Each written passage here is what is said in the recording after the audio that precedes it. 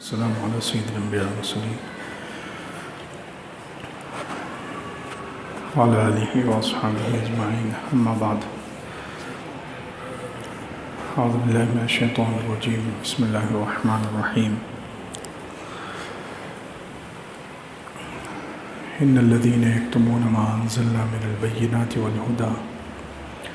والہدی من بعد ما بیناہ للناس فی الکتاب اولئک یلعنہم اللہ ویلعنہم اللاعنون۔ صدق اللہ العظیم۔ اللہم صلی علی سیدنا محمد وعلی آل سیدنا محمد وبارک وسلم۔ اللہم صلی علی سیدنا محمد وعلی آل سیدنا محمد وبارک وسلم۔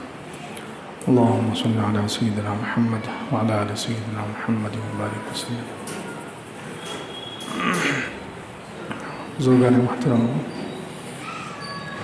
ایمان کے شعبوں کا بیان چل رہا ہے۔ پچھلے ہفتے ایمان کا 17واں شعبہ الحمدللہ بیان کیا گیا تھا۔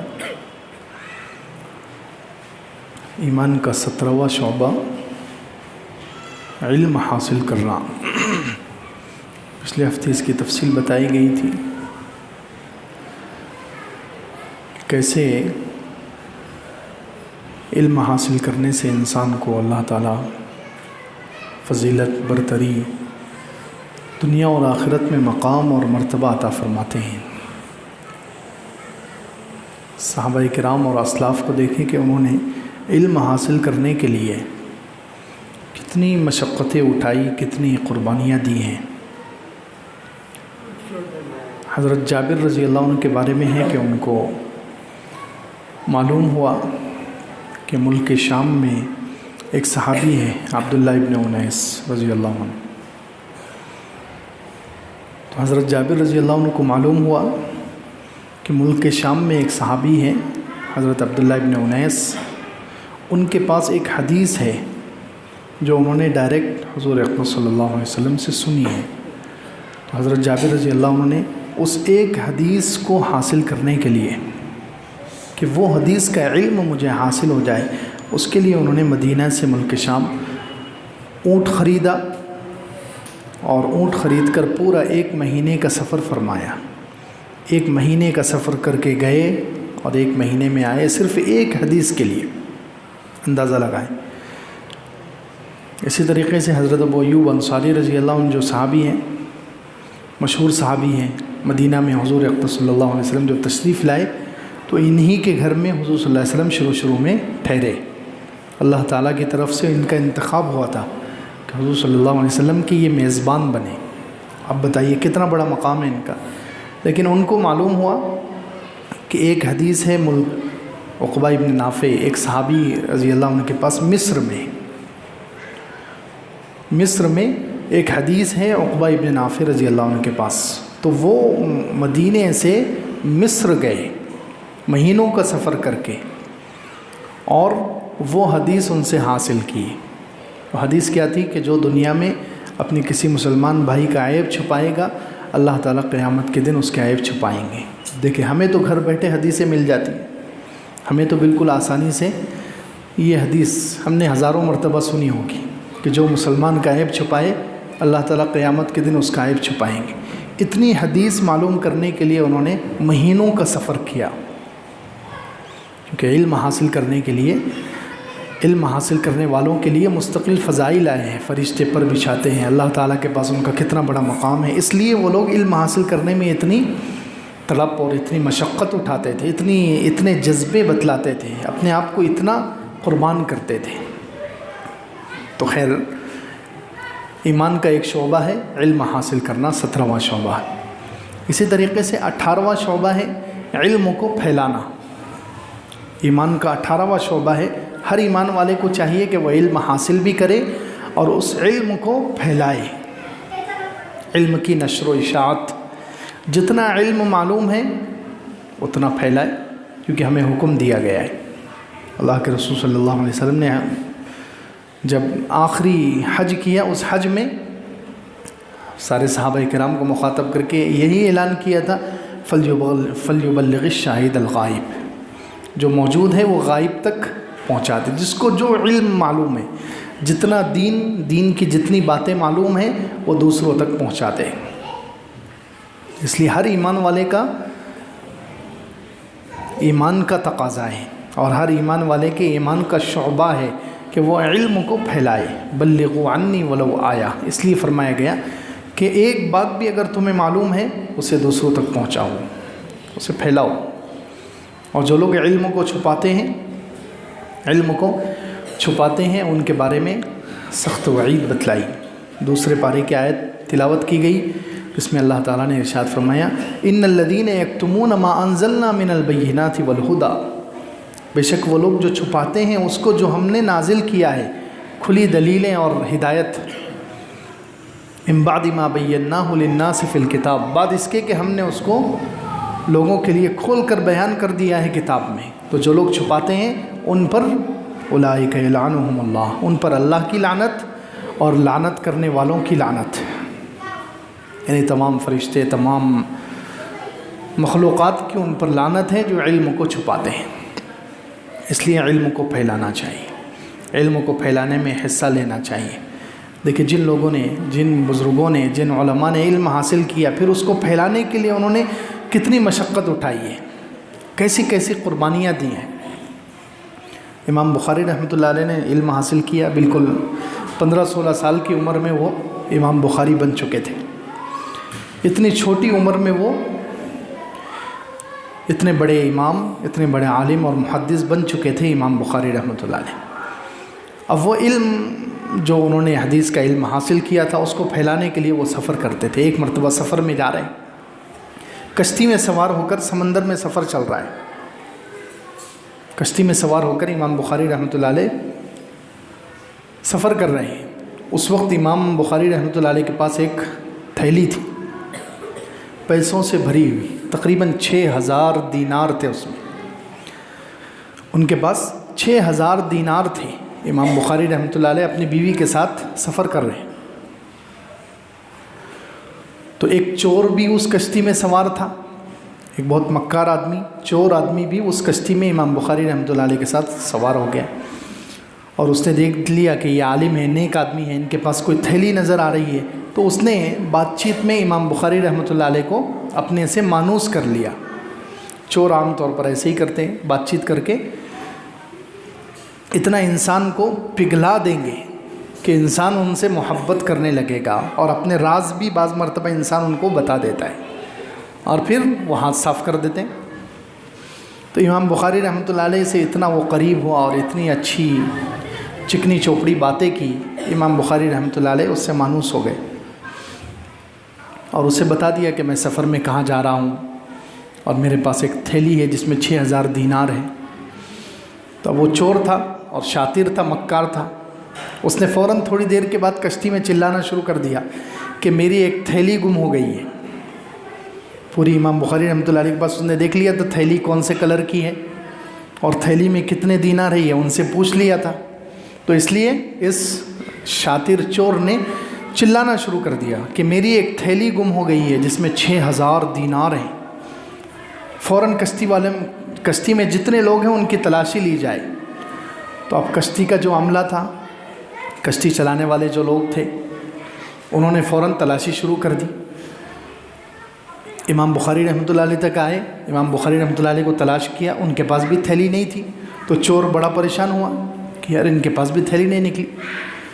تو خیر وہ سفر پورا ہوا، کشتی سے نیچے اترے، تو بعد میں وہ مکار آ کر معافی مانگ رہا ہے کہ امام صاحب مجھے معاف کر دیجئے، میں نے آپ پر الزام لگایا اور میں نے آپ کو بہت پریشان کیا، لیکن اتنا تو بتائیے کہ وہ تھیلی کہاں گئی، وہ تھیلی کہاں گئی؟ میں نے تو آپ کے پاس دیکھی، آپ نے خود کہا کہ میرے پاس تھیلی ہے اور اس میں اتنے 1000 دینار ہیں، لیکن جب تلاشی لی گئی تو تھیلی آپ کے پاس تھی نہیں، آپ نے کہاں چھپائی؟ تو امام بخاری رحمۃ اللہ علیہ نے جو جواب دیا، سبحان اللہ، امام بخاری رحمۃ اللہ علیہ کہنے لگے کہ جیسے ہی تم نے چلایا میں سمجھ گیا کہ تم یہ تھیلی لینے کے لیے یہ بہانہ کر رہے ہو کہ میری تھیلی گم ہو گئی، اب تم تھیلی بھی بتا دو گے اور تھیلی کے اندر کتنے پیسے ہیں وہ بھی بتا دو گے، تو تھیلی تمہاری ہو جائے گی اور لوگ مجھے جھوٹا سمجھیں گے، حالانکہ میری تھیلی تھی۔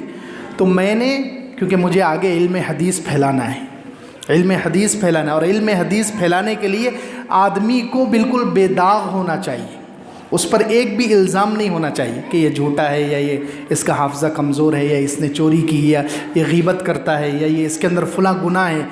تو جو حدیث بیان کرتا ہے اس کو چاہیے کہ وہ بالکل صاف ہو، اس کی زندگی پر کوئی گناہ کا داغ اور دھبا نہ ہو۔ تو میں نے کیا کیا، وہ 6000 میں نے سمندر میں ڈال دیے۔ اللہ اکبر! 6000 دینار یعنی 12 کلو سونا۔ کتنا؟ 12 کلو سونا ہوتا ہے 6000 دینار میں۔ 1000 دینار میں اس زمانے میں 2 کلو سونا استعمال ہوتا تھا۔ 1000 سونے کے سکوں میں 2 کلو سونا استعمال ہوتا تھا۔ تو 6000 دینار یعنی 12 کلو سونا انہوں نے جو ہے سمندر میں بہا دیا امام بخاری رحمۃ اللہ علیہ نے، صرف کس وجہ سے کہ میرے اوپر تہمت نہ آئے، اور میں آگے جو علم پھیلاؤں گا، حدیث کا علم جو پھیلاؤں گا، وہ میری زندگی بے داغ رہے۔ کتنی بڑی قربانی ہے! اپنے آپ کو بے داغ رکھنے کے لیے، اپنے آپ کو بے داغ رکھنے کے لیے انہوں نے اتنا بڑا کام کیا ہے۔ تو یہ علم کو پھیلانے کے لیے انہوں نے گویا اتنی بڑی قربانی دی، علم حدیث کو عام کرنے کے لیے گویا انہوں نے اتنی بڑی قربانی دی کہ 12 کلو سونا تقریباً 6000 دینار انہوں نے سمندر میں ڈال دیے۔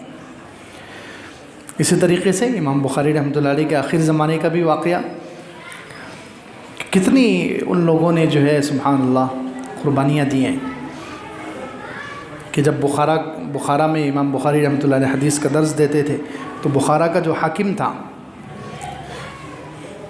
تو اس نے ایک مرتبہ کہا کہ آپ میرے محل میں آ کر میرے بچوں کو درس حدیث دیجیے، میرے محل میں آ کر میرے بچوں کو درس حدیث دیجیے، تاکہ میرے بچے بھی حدیث کا درس، آپ نے جو بخاری شریف کتاب لکھی ہے اس سے فائدہ اٹھائیں، آپ یہاں آ کر ان کو درس حدیث دیجیے۔ امام بخاری رحمۃ اللہ علیہ نے کہا کہ نہیں، یہ علم کی توہین ہے کہ میں کسی کے دروازے پر جاؤں، بادشاہ کے دروازے پر جاؤں اور اسے حدیث کا علم دوں۔ اگر آپ کے بچوں کو علم حاصل کرنا ہے تو میرا درس ہوتا ہے روزانہ، سبھی لوگ اس میں شریک ہوتے ہیں، آپ کے بچے بھی شریک ہو جائیں۔ امام بخاری رحمۃ اللہ نے دیکھو، اس کے سامنے اتنا بڑا بادشاہ ہے وقت کا، لیکن اس کے سامنے نہیں جھکے کہ میں علم کی توہین نہیں کرتا، حدیث کا اتنا مبارک علم ہے میرے پاس، یہ اس کی توہین ہوگی کہ میں حدیث کا علم لے کر تمہارے دروازے پر جاؤں، تمہیں چاہیے کہ تم اپنے بچوں کو لے کر یہاں پر آؤ۔ تو اس نے دوسری شرط پیش کی کہ ٹھیک ہے، اگر آپ میرے محل میں نہیں آ سکتے تو کم سے کم اتنا کر دیجئے کہ جب میرے بچے آپ کے پاس آئیں گے علم حاصل کرنے، اس وقت کوئی اور وہاں پر نہ رہے، دوسرے جو لوگ آتے ہیں، عام مسلمان، غریب مسلمان اور دوسرے علماء اور محدثین، وہ ان کے ساتھ میرے بچے کیسے بیٹھیں گے؟ میں بادشاہ ہوں، بادشاہ کے بچے ہیں، ان کے لیے کوئی الگ سے انتظام ہونا چاہیے۔ تو امام بخاری رحمۃ اللہ علیہ نے اس کو بھی انکار کر دیا کہ نہیں، یہ حدیث کا علم ہے، میں اس کو خاص نہیں کر سکتا، یہ عام ہے، سب ایک ہی ساتھ علم حاصل کریں گے، چاہے عام مسلمان ہو یا بادشاہ کے بچے ہوں۔ تو بادشاہ اس پر ان سے سخت ناراض ہو گیا، اور اسی وجہ سے ان کو بخارا شہر سے الزامات لگا کر کہ ان کا عقیدہ خراب ہے، ان کا یہ خراب ہے، یہ الزامات لگا کر ان کو بخارا سے نکال دیا گیا۔ اخیر عمر کی بات ہے، اخیر عمر میں امام بخاری رحمۃ اللہ علیہ بخارا میں تھے، اپنے وطن میں، اور وہاں سے ان کو وطن سے نکال دیا گیا غلط سلط الزام لگا کر۔ امام بخاری رحمۃ اللہ علیہ نے وہاں بد دعا دی اس بادشاہ کے لیے، اس حاکم کے لیے، تو اس کو چند دنوں کے بعد اس کو بھی اوپر جو مسلمانوں کے امیر تھے ان کی طرف سے پیغام آیا اور اس کو بھی نکال دیا گیا۔ تو خیر وہاں سے نکلے اور چلتے چلتے پھر سمرقند کی طرف جا رہے تھے، راستے میں خرتنگ نامی جگہ پر امام بخاری رحمۃ اللہ علیہ کا انتقال ہو گیا۔ تو خیر ہر ایمان والے کے ایمان کا یہ حصہ ہے کہ وہ علم حاصل بھی کرے اور علم کو پھیلائے۔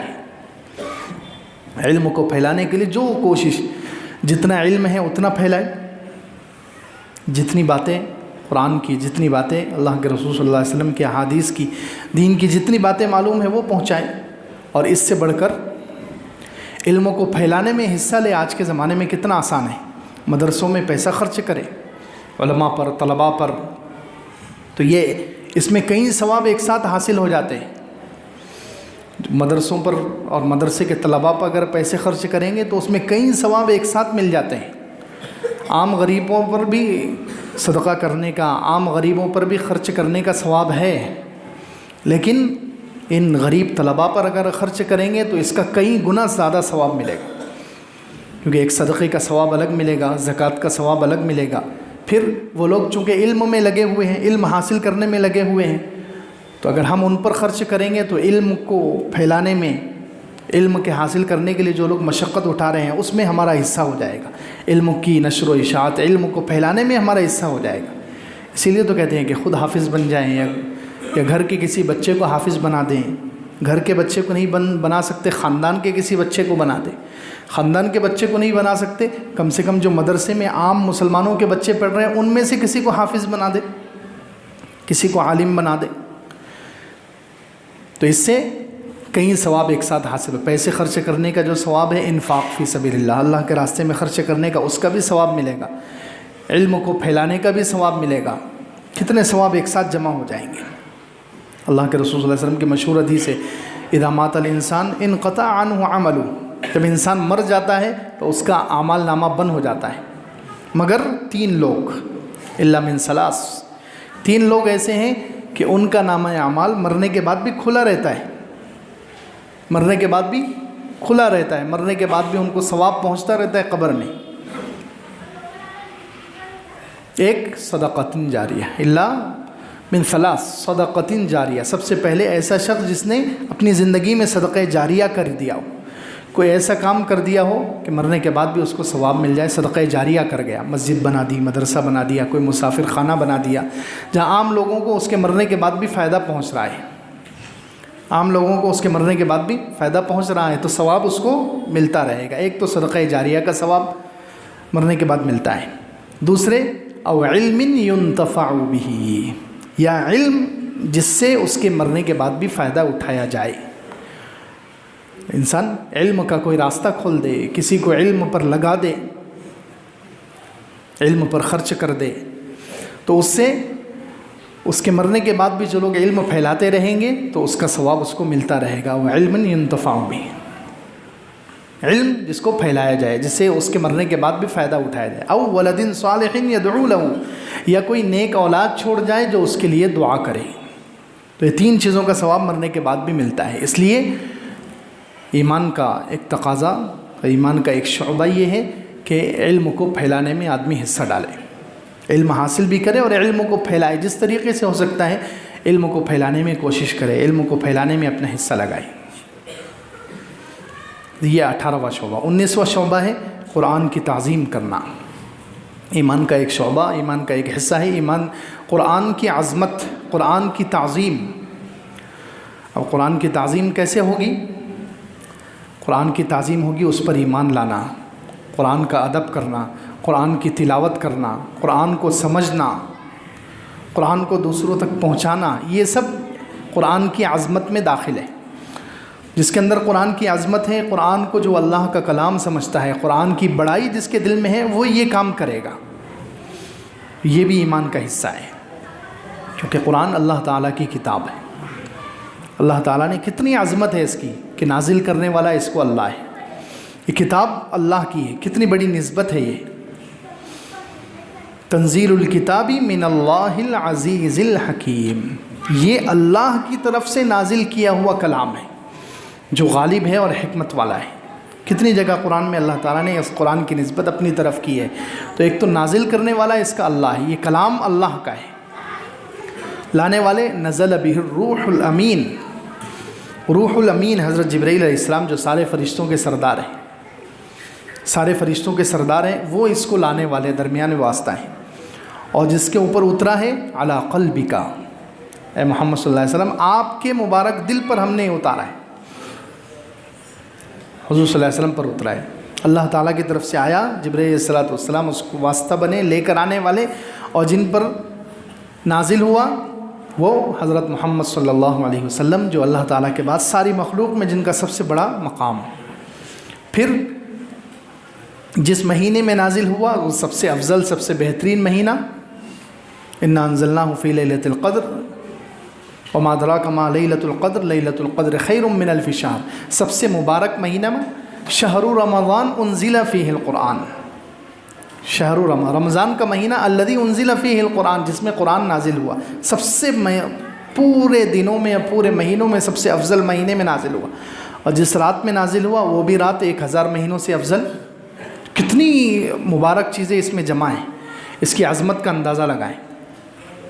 نازل کرنے والا اللہ تعالیٰ، لانے والے حضرت جبرائیل علیہ السلام، جن کے اوپر اترا ہے وہ حضرت محمد صلی اللہ علیہ وسلم، جس مہینے میں اترا وہ رمضان، جس رات میں اترا وہ لیلۃ القدر، اور جس امت کے لیے اترا وہ امت سب سے بہتر، خیر امم۔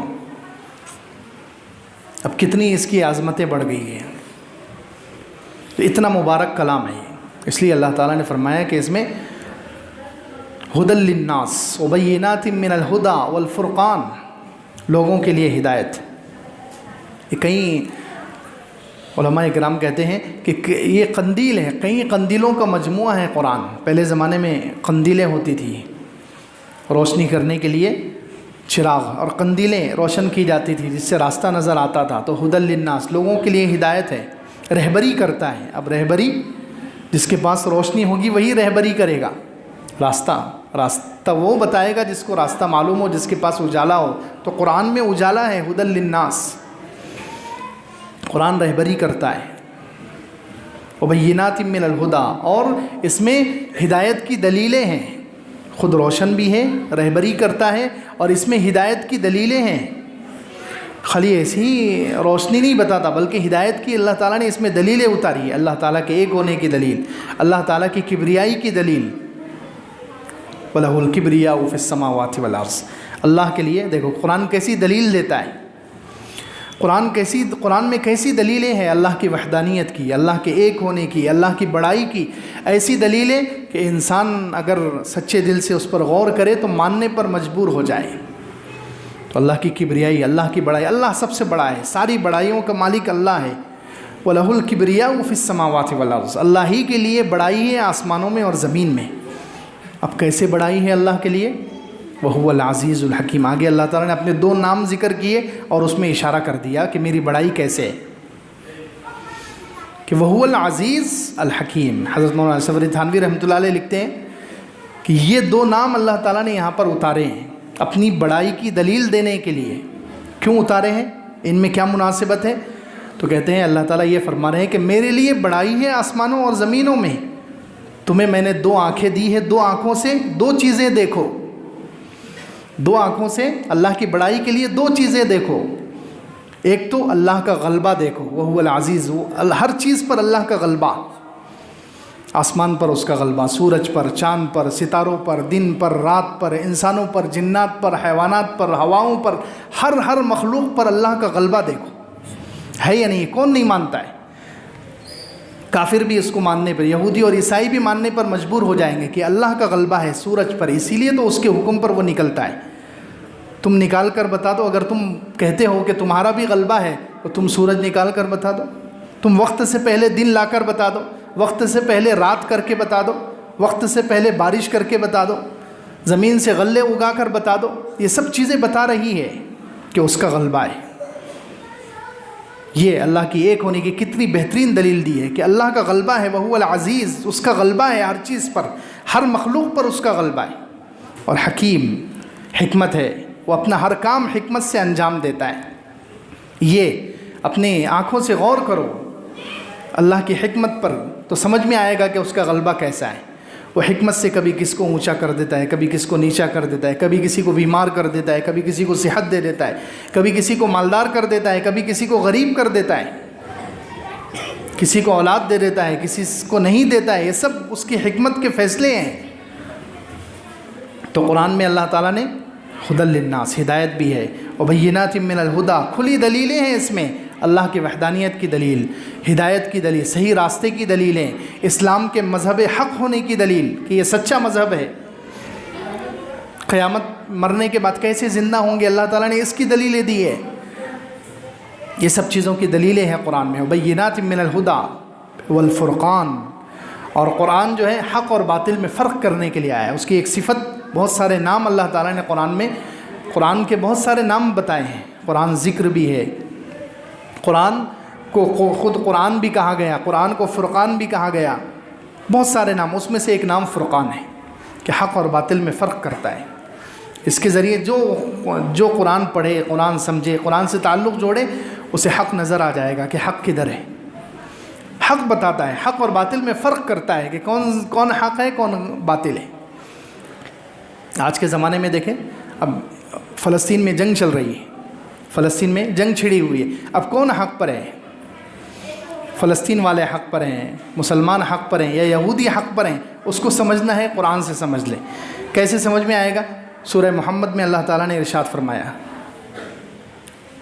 ذَلِكَ بِأَنَّ اللَّهَ مَوْلَى الَّذِينَ آمَنُوا وَأَنَّ الْكَافِرِينَ لَا مَوْلَى لَهُمْ۔ دیکھیں، کافر دنیا میں اوپر سے تذکرہ ہے کہ کافر دنیا میں ہارتا ہے، وَالَّذِينَ كَفَرُوا فَتَعْسًا لَهُمْ، کافروں کے لیے تعسا کہ امام قرطبی رحمۃ اللہ نے 10 معنی بیان کیے۔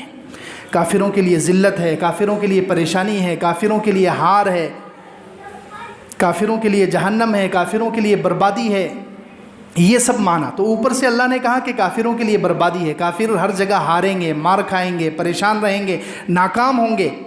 اور آگے اللہ تعالیٰ نے اس کی وجہ بیان کی، کافر کیوں ہاریں گے، کیوں پریشان ہوں گے، کیوں ذلیل ہوں گے، کیوں برباد ہوں گے؟ ذَلِكَ بِأَنَّ اللَّهَ مَوْلَى الَّذِينَ آمَنُوا، اس لیے کہ ایمان والوں کا مولا اللہ ہے، ایمان والوں کا مددگار اللہ ہے، ایمان والوں کے ساتھ اللہ ہے، ایمان والوں کا کارساز اللہ ہے، ایمان والوں کا کام بنانے والا اللہ ہے۔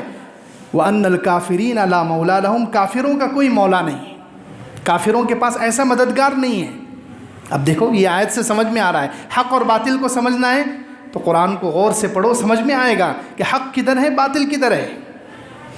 تو سمجھ میں آ رہا ہے کہ یہودی مار کھا رہے ہیں، وہ ذلیل ہو رہے ہیں، ٹیکنالوجی رکھ کر، سارے ہتھیار رکھ کر پوری دنیا ان کا ساتھ دے رہی ہے، پھر بھی وہ ذلیل ہو رہے ہیں، پھر بھی وہ مر رہے ہیں، پھر بھی ان کی معیشت برباد ہو رہی ہے، ان کے لوگ مر رہے ہیں۔ اور فلسطین والوں کے جتنے شہید ہو رہے ہیں، شہید ہونے کے باوجود ان کی ہمت بڑھ رہی ہے، ان کا حوصلہ بڑھ رہا ہے، ان کی طاقت بڑھ رہی ہے، ان کا جذبہ بڑھ رہا ہے، ان کا ایمان بڑھ رہا ہے۔ یہ بات بتاتی ہے کہ ان کے ساتھ اللہ ہے، ان کے ساتھ اللہ نہیں ہے، وہ حق پر ہیں فلسطین والے اور یہودی باطل پر ہیں۔ یہ ہے قرآن فرقان کے حق اور باطل میں فرق کر کے بتاتا ہے، ہر زمانے میں بتاتا ہے کہ کون سے لوگ حق پر ہیں، کون سے لوگ غلطی پر ہیں۔ بس انسان کو غور کی ضرورت ہے، اپنا دماغ استعمال کرے، اپنی عقل استعمال کرے، غور و فکر کرے تو سمجھ میں آ جائے گا۔ تو خیر، ایمان کا ایک شعبہ ہے قرآن کی تعظیم، قرآن کو سمجھنا، قرآن پر عمل کرنا، قرآن کی تلاوت کرنا، قرآن میں اپنا حصہ ڈالنا۔ قرآن کی کم سے کم ہم تلاوت تو کر سکتے ہیں، تلاوت کریں۔ صحابہ کرام کو دیں گے، حضور اقدس صلی اللہ علیہ وسلم کی راتیں تلاوت میں گزرتی تھی، صحابہ کرام کی راتیں تلاوت میں گزرتی تھی، تابعین کی راتیں تلاوت میں گزرتی تھی۔ وہ کتنی وہ لوگ تلاوت کرتے تھے۔ صرف ایک واقعے سے اندازہ لگائے، عروہ ابن زبیر رضی اللہ عنہ، حضرت زبیر جو حضور صلی اللہ علیہ وسلم کے پھپھیرے بھائی، پھوپھی زاد بھائی، ان کے بیٹے ہیں عروہ ابن زبیر۔ کہتے ہیں کہ جب سے بالغ ہوئے ان کا معمول تھا ایک چوتھائی قرآن روزانہ پڑھتے تھے دیکھ کر۔ چوتھائی قرآن کا کیا مطلب ہے؟ یعنی 7.5 پارے، دن میں 7.5 پارے ہے نا۔ قرآن کے 30 پاروں کو 4 حصوں میں کرے تو کتنے بن جائیں گے؟ 7.5۔ تو 7.5 پارے وہ دن میں دیکھ کر تلاوت کرتے تھے اور رات میں وہی 7.5 پارے وہ تہجد میں تلاوت کرتے تھے۔ یعنی 4 دن میں ایک قرآن یا 2 دن میں ایک قرآن ختم کر دیتے تھے، 2 دن میں ایک قرآن۔ دن میں وہ 7.5 پارے دیکھ کر پڑھتے تھے اور رات میں وہی 7.5 پارے تہجد میں پڑھتے تھے۔ روزانہ ان کا معمول، کہتے ہیں ان کے حالات زندگی میں لکھا ہوا ہے کہ پوری زندگی میں جوان ہونے سے لے کر مرنے تک صرف ایک دن ان کی یہ تلاوت چھوٹی ہے، جس دن ان کا پیر کاٹا گیا تھا۔ اللہ اکبر! ان کا پیر کاٹا گیا، پھوڑا ہو گیا تھا، جس کی وجہ سے ان کا آپریشن کیا گیا، پیر کاٹا گیا۔ کہتے ہیں صرف اس دن ان کی تلاوت چھوٹی ہے۔ ہم کیسے مسلمان ہیں؟ ہم کیسے مسلمان؟ 2 صفحے ہمیں پڑھنا نہیں ہوتے، 1 صفحہ ہم نہیں پڑھ سکتے، پاؤ پارا ہم نہیں پڑھ سکتے، ہمیں قرآن آتا ہے پھر بھی ہمارا قرآن سے کوئی تعلق نہیں ہے۔ کیسے مسلمان ہیں؟ سالوں گزرتے ہیں، مہینے گزرتے ہیں، لیکن ہم قرآن کی صورت نہیں دیکھتے۔ یہ ہیں تابعی اور صحابی کہ جو روزانہ 15 پارے پڑھ رہے ہیں، دن میں 7.5، رات میں 7.5، اور زندگی میں کبھی ناغہ نہیں ہوا۔ آپ بتائیں، عید کا دن ان کے پاس بھی آیا ہوگا، خوشی کا موقع ان کے پاس بھی آیا ہوگا، غم کا موقع ان کے پاس بھی آیا ہوگا، لیکن کسی بھی موقع پر انہوں نے قرآن نہیں چھوڑا، تلاوت نہیں چھوڑی۔ ہم تو معمولی بہانوں سے چھوڑ دیتے ہیں، عید کے دن چھوٹ جائے گا، کسی خوشی کے موقع پر ہماری فرض نمازیں چھوٹ جاتی ہیں، اللہ معاف فرمائے۔ تو اس لیے قرآن کی عظمت، ہر مسلمان، یہ ایمان کا ایک شعبہ ہے، قرآن کی عظمت کریں، یعنی قرآن پر ایمان سچا ہو، قرآن کو پڑھیں، قرآن کی تلاوت کریں، قرآن کو سمجھیں، قرآن کے ساتھ وقت گزاریں، قرآن کی خدمت کریں۔ اللہ رب العزت ہمیں عمل کی توفیق عطا فرمائے، آمین۔ وآخر دعوانا الحمدللہ۔